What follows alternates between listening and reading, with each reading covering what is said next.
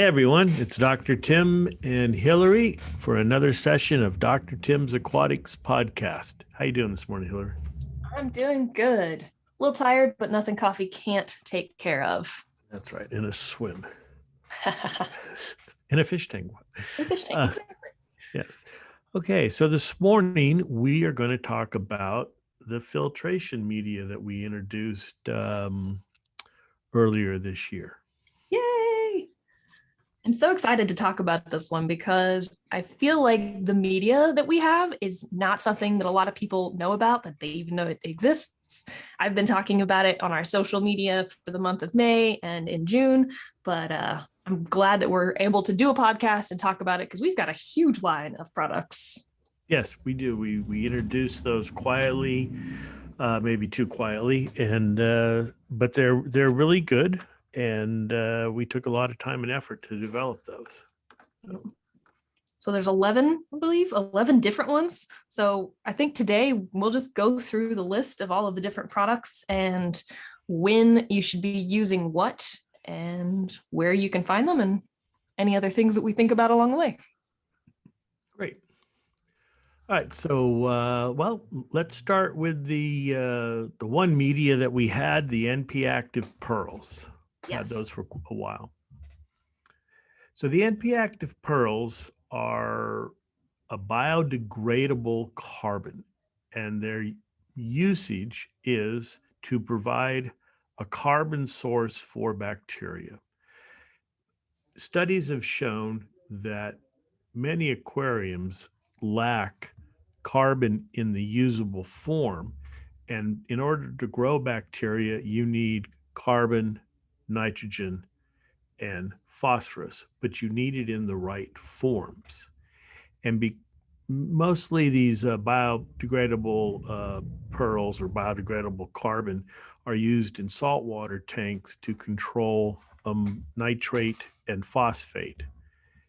And that's going to be another podcast that we need to talk about, is the different ways to do that, because I'm seeing it's really confusing, but we'll just talk about the media today. So with this media, what you're doing is providing two things to the bacteria. You're providing a surface for them to grow on, and you're providing carbon in a form they can use. And people confuse this with denitrification because your goal here is to get rid of nitrate, but it's not. And that's what we'll talk about in more depth with another podcast. What you're doing here is assimilation. As the bacteria grow and consume the biodegradable carbon, they're removing nitrate and phosphate from the water and assimilating that into their cell. So you're turning carbon, nitrogen, and phosphorus into bacteria cells.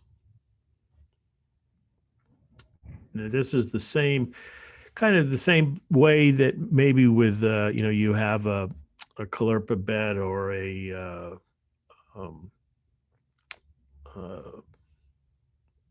filter that uses an algae scrubber. But what's nice about the bioactive pearls is that as the biomass grows larger on the pearl, and the pearls are tumbling, we'll go into that in a second, they're knocking off the biofilm, the biomass or the flocculant of bacteria that goes into the water. And one of two things, either the corals in the tank, if the tank have corals, will ingest that because that's food for them and they're filtering the water, or your skimmer will remove it. And so you're automatically removing the carbon, nitrogen, and phosphorus by having it turn into bacteria cells, which are removed by the skimmer. And that differs from using an algae scrubber or refugia or things like that, where you, the aquarist, have to go in there. And when you use a refugia, you're using, say, some caulerpa or other algae to remove the nitrogen and phosphorus, but all that's assimilating into the algae cell. But now you have to go in there and trim that. A lot of people don't realize until you trim and cut your algae and physically remove it from the aquarium, you haven't removed the nitrate and phosphate from the system. You've turned it into something different, but you got to remove it. You have to go in there and do that. Like with your ketomorpha, unless you're trimming your ketomorpha, it's sitting in there. And if it were to decay, it would release that nitrate and phosphate back into the system. Nice thing about the pearls is that the bacterial biomass that it produces is removed by the skimmer in your system. Now, if you don't have a skimmer, well, you can do the same thing by using a fine filter sock. The filter sock will trap the biomaterial, the biomass, and then you're now going to have to remove that filter sock on a regular basis, daily maybe, and clean it and replace it. So until that biomass, whether it's bacteria, keto, caulerpa, whatever it is physically removed from the system, you haven't actually removed the nitrate and phosphate from the aquarium. Yep. And I want to point out with these that these are made to be used with a media reactor, just in case anybody was curious. Can you use them if you have them placed in an area where they get a lot of flow? Could you put them in a media bag and say put them in front of like a gentle power head? Well, yes, but we're not going to take responsibility if you forget, because what will happen is the bacteria grow, and even when you're tumbling them in a reactor, we're trying to do this aerobically with oxygen. But if you just have them in a bag or in a pile, the center of that pile is going to become anaerobic. And that can generally be okay. But if you're not paying attention, it can become anoxic. And when it becomes anoxic with that, no oxygen at all, it's going to start producing hydrogen sulfide. And this will happen with these. We've done research on this. And that hydrogen sulfide gas, now you go in and you go, oh, my pile of pearls is looking a little grungy. I'm going to stir it up. You just release all that hydrogen sulfide into the water. It's incredibly soluble. And now your fish are dead because they've been poisoned by the hydrogen sulfide. So yes, it'll work. No, we do not recommend it unless you are really on top of paying attention to the system. In professional systems where you have people whose full-time job is to look after this, we can do really efficient denitrification. See, the pearls can go both ways, because if you're doing denitrification, which is turning nitrate into nitrogen gas, you need a carbon source. And usually that's a liquid source, glucose, molasses, some type of a sugar. The pearls can do this. So you can put the pearls in an anaerobic reactor or in an anaerobic zone, and the bacteria will denitrify. They'll take the carbon from the pearl and they'll convert the nitrate into dinitrogen or nitrogen gas. But if you're not paying attention, even in professional systems, the bacteria are so efficient that when the nitrate gets too low, they don't stop working. They look and they go, oh, this is salt water. It's full of sulfate. Well, we'll take that sulfate and we'll reduce that into hydrogen sulfide. And then things get hairy, so to speak. Nice. And what's even more interesting, this is all the same bacteria. People try to make it like it's 3 different species or it's this complex. No, same bacteria can operate aerobically, anaerobically, or anoxically. That's not a word. Anoxically? Maybe I just made up a word. But they can work when it's, an anoxic environment. It's the same bacteria. They just work differently depending on what the product, is, and then, or what the reactant is, what they can use. Can they get, nitrate with oxygen or nitrate anaerobically? Or if it's no oxygen at all, we'll use sulfate. Interesting. So the reaction can happen quite fast. So as I said, long answer to that, but be careful. And we'll go in depth, I think, because I've a reader or somebody wrote in, why don't you talk more about pearls and denitrification and how to use them? So we can have a whole podcast on just those. I like that. I'll make a note of that. So one last question on the pearls. So reactors and stuff should, because I feel like people will probably ask this, can you run a GFO if you've also got another reactor using the pearls? Well, my recommendation is no. It's what I see all the time is people are running. I've got a Refugia, I've got GFO, I've got media, I'm dosing this, and you're doing this. You're doing everything, and the problem is none of it's going to work efficiently because they're all kind of robbing Paul to pay Peter type thing. GFO is only going to remove phosphate. If you actually take your phosphate too low, the pearls aren't going to work. Why? Because the pearls, as I said in the beginning, you're trying to grow bacteria to consume the carbon in the pearls and to get the nitrate and phosphate out of the water. That can only happen if you have nitrate and phosphate in the water. So if you take the phosphate down too low, then your refugia is not going to work, your algae scrubber is not going to work, and your pearls are not going to work.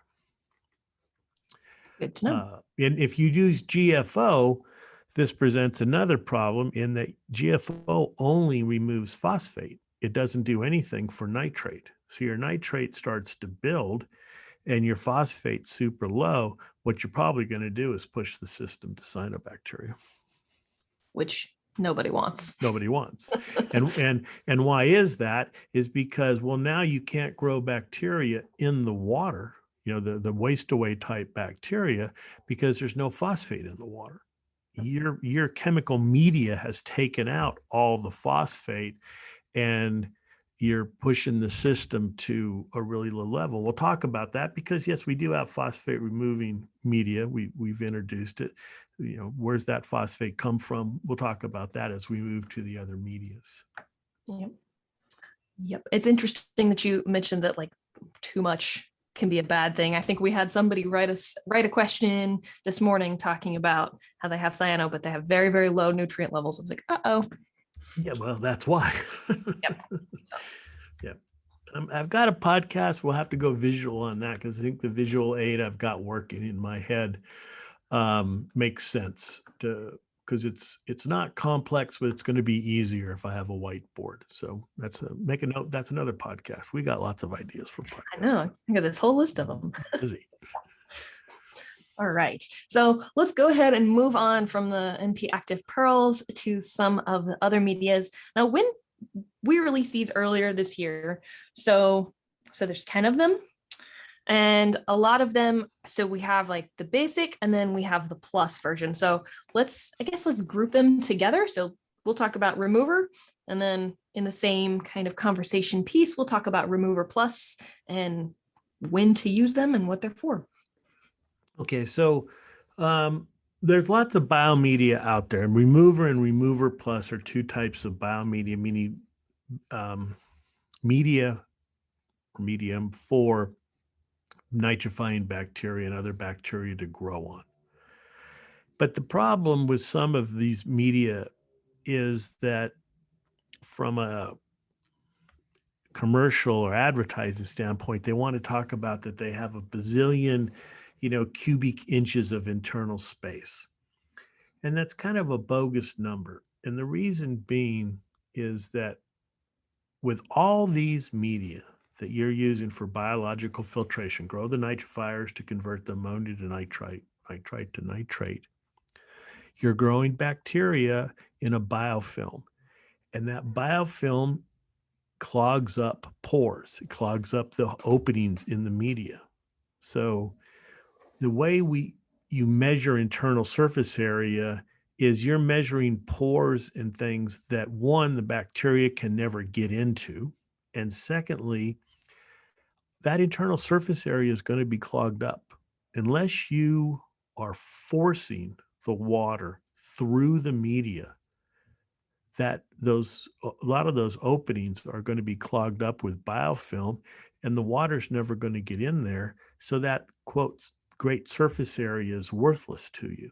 A better media like what we've got here is got a larger pores so that they don't clog as easy, and they're what I call right, good filtration, the right size openings where you can get water through. There's still space for the bacteria to grow because they want to be on a space, but they're resistant to clogging up. Doesn't mean they would never clog up, and you should put some coarse mechanical filtration in front of all your biomedia to remove big particles because you don't want it to clog up. So what we've got with remover is a larger size media that is primarily for growing nitrifying bacteria. You're not worried about removing nitrates. You've got cichlids or some fish or something that you're going to do lots of water changes to control the nitrate levels and things like that, and drops in pH. So you just want a nice media, good size that you can grow bacteria on. And one thing with all these medias we're talking about now, you do get a bag of the right size. You get a mesh bag with the right pore size that we recommend you use with the media in the jar. And this media, you can place it in your sump, your filter, your canister filter, anywhere where there's good flow. And as I said, it should be behind some type of a coarse mechanical filter, and you'll grow the nitrifiers. Now, if you want to have a little bit more engineered system in terms of media that on the outside you're growing nitrifiers, but on the inside you want to do denitrification, well, that's what the remover plus is. The plus is that the extra bonus or feature is it's going to remove nitrate. And what's happening, so it's a smaller media because we want the outside area, the pile that you have or in the bag that's in first contact with the water, that's got oxygen in it. That's going to go and go through nitrification. Nitrification is going to remove some of that oxygen. And as the water goes in deeper into the media, that'll become anaerobic, low oxygen. And there you can do denitrification. And so you'll see your nitrates drop. And that process isn't immediate because we're relying on the bacteria to establish this anaerobic zone. So it does take, depending on your organic levels and feeding levels, it can take several weeks to a month or two before you might start seeing the nitrate remover with the remover plus. But that's the two difference. And what's nice about these medias is you can also take the bag out with the media in it, rinse it real quick because you do want to keep things clean. Nitrifying bacteria, they stick to things really well. So unless you're out there with a power washer, taking some of this material and keep it in the bag and just really, wash it up and down, just, up and down in a column of clean water to rinse it out under the tap a little bit, you're fine. Any chlorine in the water is not going to kill all the bacteria. You're not soaking it in that water. You're just rinsing it to get rid of the organic material and keep the outside area clean. Yeah. Now, here's another question that I hadn't thought of before. How often or frequently should people be replacing this? Well, technically, you should never have to replace it. This isn't like the pearls. The pearls are being consumed. This is just space the bacteria are growing on. Okay. And as long as you're keeping it clean, it should be fine. And the nice thing about this is you can have this in an aquarium or feed it a little bit of ammonia drops once in a while to have for your quarantine system. And if you need to set up a tank really fast, you have established biological filter because it's in a bag. You can move it around quite easy, from one tank to another. So people when I'm setting up my quarantine, I'm going bare bottom. This material will not remove your medications. So you can keep it in there and feed ammonia drops and be ready should you have a sick fish or you get a fish, and you definitely are doing your quarantine because you listened to our talk a few weeks ago and you know how to do that, right? Yep. Hint, And if hint. you haven't, you need to go listen to it. Yeah. All So, right. yeah. Okay, let's move on to carbon, right? Carbon, something that almost all of us have run in our tanks at one point in time or another. So we have carbon pure and then again, carbon plus. Yeah. So carbon is kind of one of those issues that can be, let's say, people want to argue about. But carbon can be beneficial to your system by removing organics. Um, and activated carbon could be made from a variety of products. And while it's kind of come back, but in the late 90s, yes, I've been at this for a long time, folks. Late 90s were just last week. Um, coconut carbon became very popular because coconut carbon, again, can have this huge surface area. The tests they do, the BET test, shows this huge internal surface area. The problem in water is that the surface area of pores are so small, micropores, that you can't even get in there. Coconut carbon is used for gas filtration, for filtering air, not for water. But it sounds great because it has all this internal surface area that's pretty much worthless in water. Um, I've been testing carbon since 1990, my first days at Marineland, and published some articles on this. Bituminous coal-based carbons really are the best. They have the right pore size, so you can remove a lot of material. There can be phosphate free, and that's what we use is a bituminous coal. And with the carbon pure, you're getting 100% activated carbon made from bituminous coal. It works really well. Rinse it a little bit, put it in the bag, and it is granular, not pelletized. That's the other thing. People want to think that these pelletized carbons are better because they're, quote, engineered. They're not.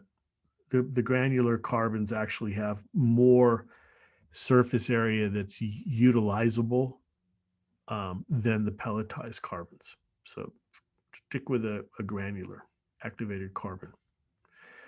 Some people say, well, only use it for a while. That's fine. If you are only going to use your carbon for a few days, you don't want to run it 24 hours.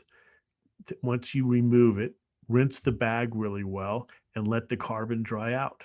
You don't have to throw it away. Carbon can last a long time. And how do you tell when your carbon's expired? Well, again, your phone's going to be your friend here. Take a picture of your tank down through, I've said this before, take a glass of water, put it on a white surface, and take a picture looking down through that glass.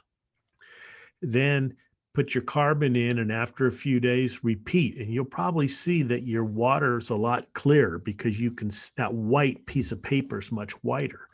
And do that over time, maybe once a week. And that will give you an idea because eventually the water will go back to, you'll start seeing that yellow tinge to it. And that tells you that your activated carbon is no longer working. We really can't tell you it's going to work a day, a week, a month, because what other carbon removing devices do you have, like skimmers? And then some people don't feed as much. If you've got a reef tank that you're not feeding a lot to, your carbon is going to last a lot longer than someone that's got a fish only tank and is feeding tons of food every day. So that's why we can't give you a hard and fast rule on how long the carbon lasts. Makes sense. Now, the carbon plus, what we do there is we combine the carbon with our phos eliminator, which is aluminum oxide, which is a media that removes phosphate from your water. So you're trying to keep your phosphate low. You're feeding a lot. You've got a lot of organic inputs, meaning you're feeding a lot. So you want to keep the water clear, reduce the yellowing. and keep the phosphate levels down, you'd want to use the Carbon Plus. Good to know. And both these products are good for fresh water or salt water. They used to be this, if it fizzes when you put it in water, that's a sign of a good carbon. Well, it's a sign of a dry carbon, which is good, because if you're buying a pound of carbon, you want to buy a pound of carbon, not as some manufacturers are, it's a half a pound of carbon and a half a pound of water, because carbon will absorb its weight in water. And that's how some people sell that is, well, you're getting a pound, but it's wet because that keeps the dust down and blah, blah, blah, blah. No, it just adds weight to it. So our carbon's dry. Something to keep in mind. Yeah. So, all right. All right. So let's move on to Phos Eliminator and the Eliminator Plus. Yeah. Now, let me, if you're trying to build a filtration system, okay, so I would have a coarse mechanical filter first, then I would have activated carbon, then I would go with your biological filter after your carbon. All right. So Phos Eliminator Plus. So these are two products, as the name implies, to eliminate phosphate from your system. They work fine in fresh water and salt water. As a bonus, you'll get silicates removed too. So the phosphate eliminator is 100% aluminum oxide, or for you English, aluminium oxide. And it will exhaust.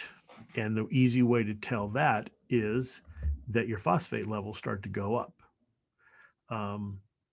You should rinse it. You should rinse all these medias in fresh water before you use them, even if you're going to use them in a salt water. It comes with a fine mesh bag. And what you can do with the fine mesh bags, that's a surface that it's going to accumulate some organic, some biofilm on it. You can take that out once in a while and rinse it underwater to try to clean it. All this stuff's going to become clogged up a little. It's just natural. You can clean it and the material will still be good. The Phos Eliminator Plus, what that is we've combined aluminum oxide with GFO, granular ferric oxide. And it's 50-50 by weight, and it'll really will remove a lot of phosphate. Now, I am not an advocate of zero phosphate. Zero phosphate is going to cause you problems.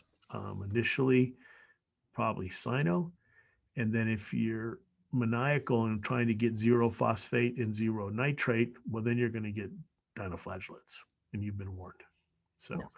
Phosphate levels, I think they should be around 0.05 and nitrate around 10. That seems to be, we speak and get emails from a lot of hobbyists. It's literally hundreds, if not thousands definitely thousands over the years.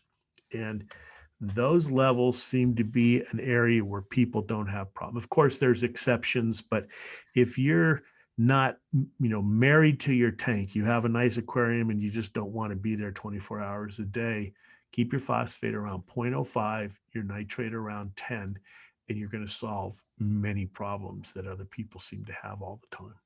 Yes, absolutely. So why have these media?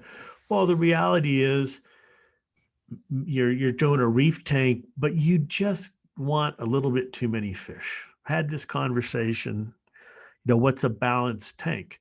And a balanced tank is really depending upon what you're trying to achieve. But if you're trying to reduce the amount of external devices, you don't want to use a lot of media. You don't want a big skimmer. You want to go, quote, more natural. Well, you've only got 50 gallons, 100 gallons, 1,000 gallons. It's not that much water when you start looking at what your inputs are.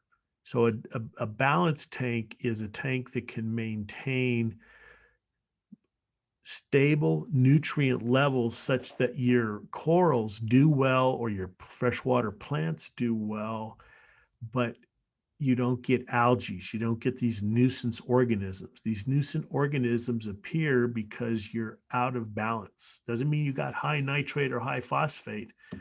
High nitrate or high phosphate in the marine aquarium never grew dinos. It's the low nitrate and low phosphate, or zero phosphate, zero nitrate, that grows dinos. So it can go both ways. So you got to be in the middle there.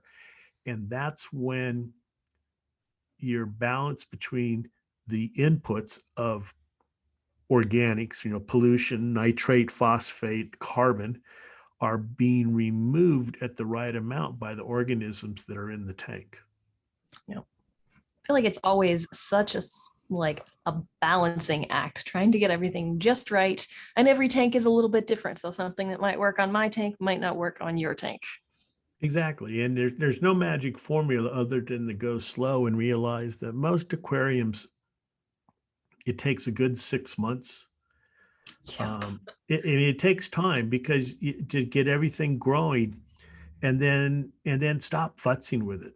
A tank that's always being disturbed by you, the tank master, is just never going to achieve balance. Stop trying the newest, greatest thing, the shiniest bottle. Just think about it from a ecological standpoint. You've got a limited amount of inputs. If you keep on adding fish, you keep on adding food, your tank's not going to become balanced. You just can't grow enough of the material that can consume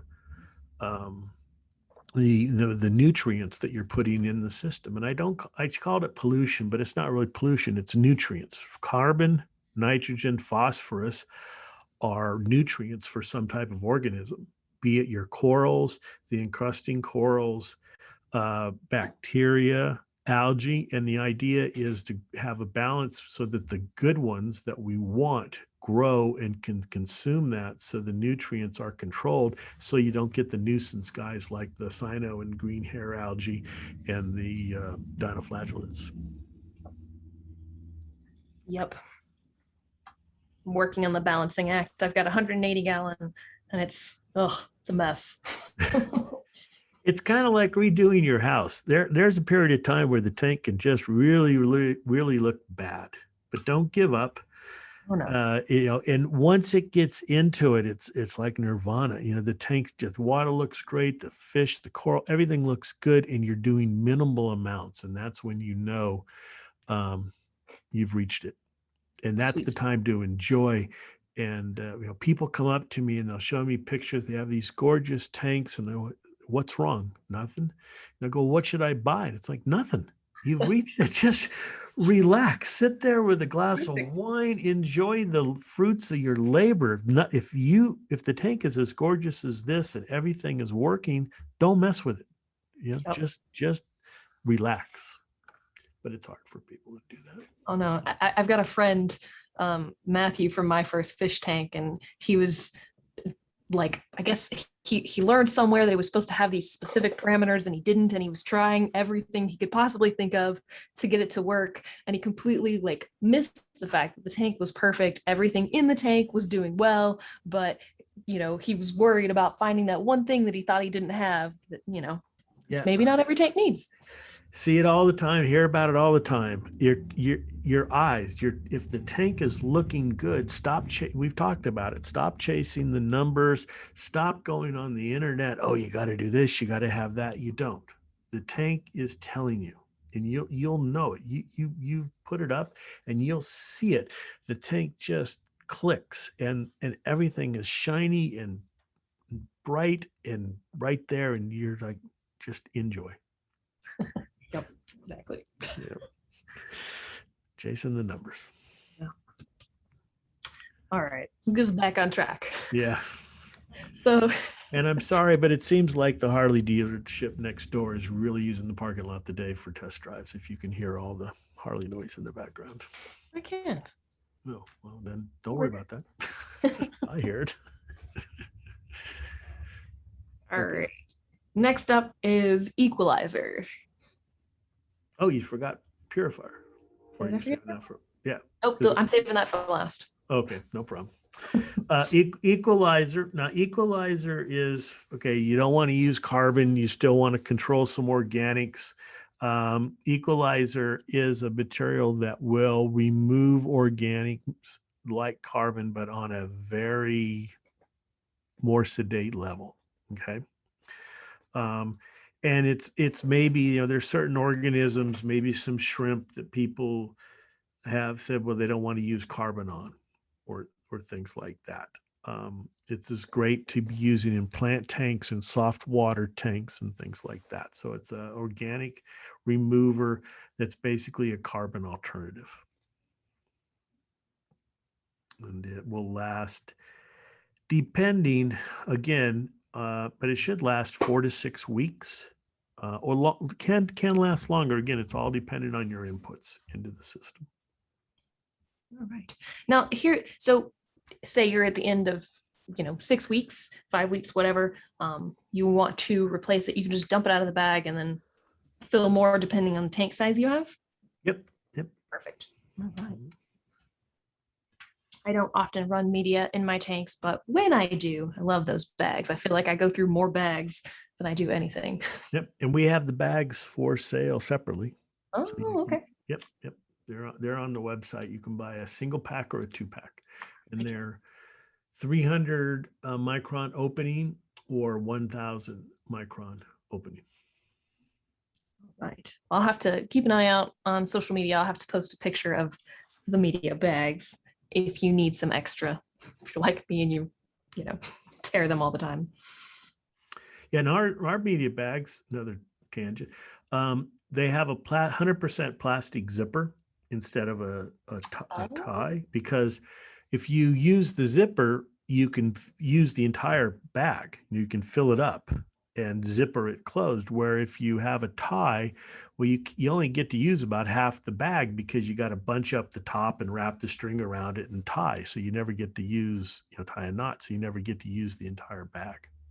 And it also, if you put it in with the plastic zipper, of course, it's inert to any of the salt water or anything like that, but you can have it in a vertical position quite nice in a hang on the back filter after the filter pad. Mm-hmm. So you get the whole thing to work really well. You were using all the media instead of remember, the water's going to take the path of least resistance.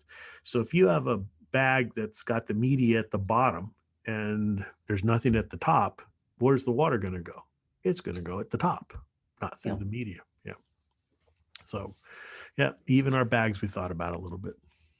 I like it. I think everything, like the amount of thought that goes into all of our products is, I've come in after they've been developed. So I'm just, wow, it's really impressive. Well, we're getting some new stuff. You're going to be part of the development team because we do test it. Yes, I like that. Now, kind of on a similar tangent to putting the media in the bags, obviously you want the water to flow through it.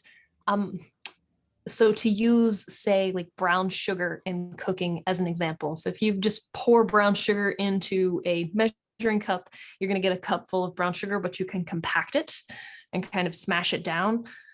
I'm guessing that you're going to recommend just pour it in versus compacting it. Yeah, you don't want to compact it because what are we trying to do here? We're trying to get the water to flow through all the media, to be able to utilize all the media. And we're not using, we're not shoving the water through the media. We're basically pulling it through the media. So think about it, are you in front of the media pushing the water? No, we're behind the media pulling the water. And so the water is going to take the path of least resistance. Now, a canister filter, of course, is different in terms of you're trying to force the water through it. But nowadays, many canister filters have bypasses. So they keep on running. So you don't want to compact the media because you're just going to be wasting your money because the water is not going to flow through all the media that's in the bag. Yep. Cool. Good to know. I lost track. Where am I at? we got ZeoPure and Purifier and Purifier Plus. There we go. All right, let's go Zeopure. We just posted this on social media yesterday. Yeah. So now Zeopure is 100% zeolite. It's clinoptolite. It's and I just had this conversation too, and somebody said, "Well, all the clinoptolites are alike." They're not. They're a mined product, and then they can be cleaned and screened, so you get less dust and you get a very uniform size. But because they are a natural mined product, there are some areas that the clino has more ability to remove ammonia and other things like heavy metals. And we use a source that I've found that works better than any of them out there that we have in the United States. So this is a US based product. All our products are made in the US. And this product is, I've found, just has a higher ability to remove ammonia. All right. If you've got ammonia issues. Right. And it's a good surface area because, people use zeolite in a saltwater aquarium where maybe because of the high amount of sodium, it's not going to work to remove ammonia, because that's how you recharge these. You can recharge these by running. It doesn't have to be salt water. It can just be a high sodium chloride solution through this because you're doing an ion exchange. But what does happen in salt water is this zeolite is positive charged, and nitrifying bacteria like positive charged medias. So it's a really nice media to grow nitrifiers on. It's got to be cleaned once in a while because you're going to get that biofilm. But don't be afraid. I mean, that was one of the first things I ever developed when I joined the aquarium industry as the head of research at Marineland was the biowheel. And the biowheel is basically a rotating biological contactor. And what's neat about those is you're providing this surface for nitrifying bacteria, but as the wheel rotates, it's sloughing off naturally the biofilm, because I think I have a couple of this slide in a couple of my talks. Nitrification is happening over a 10 to 20 micron zone. Nitrification isn't happening over inches. It's very thin films of bacteria. The nitrifiers stick to things very well, so you want to keep it clean. You're not out there, like I said, with a toothbrush or a sandblaster or something like that, but just gently turning or rinsing, keeping the organics down or eliminating organics, keeping the media clean. You're going to have much more efficient nitrification. And that's the same with this zeolite, is that you want to put this in behind good mechanical filtration so it doesn't become clogged up with organics, because then the water bypasses it and the media doesn't get a chance to work. I've got like all of these ideas for posts and stuff. What filtration should look like. Yes.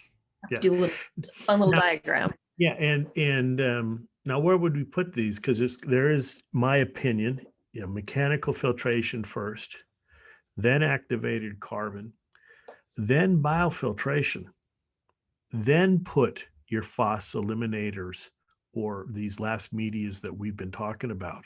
Why? Because nitrifying bacteria need phosphate.